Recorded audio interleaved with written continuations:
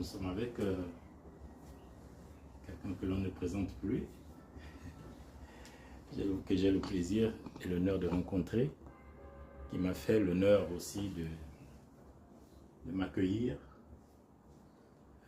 pour échanger, partager et surtout pour transmettre.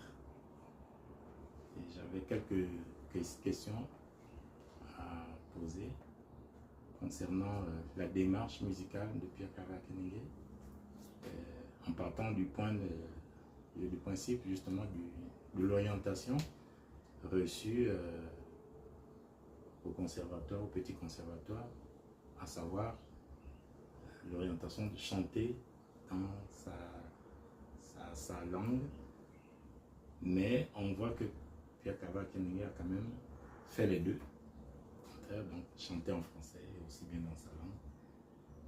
J'aimerais savoir, quand Pierre Kava chante en français, quelle est l'intention?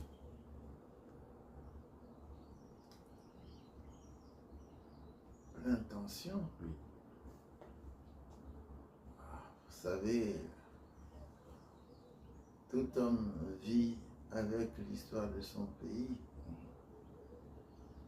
Et il me revient que lorsque j'étais à l'école primaire, pas seulement moi, mais ceux de ma génération, et surtout dans les écoles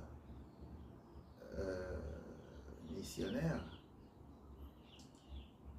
les enseignants, les missionnaires nous incitaient à parler et à ne parler qu'en français. Et lorsque on vous prenait en train de parler la langue maternelle, on vous collait ce qu'on a appelé le symbole. Le symbole, c'était, par exemple, un crâne de singe qu'on vous accrochait au cou.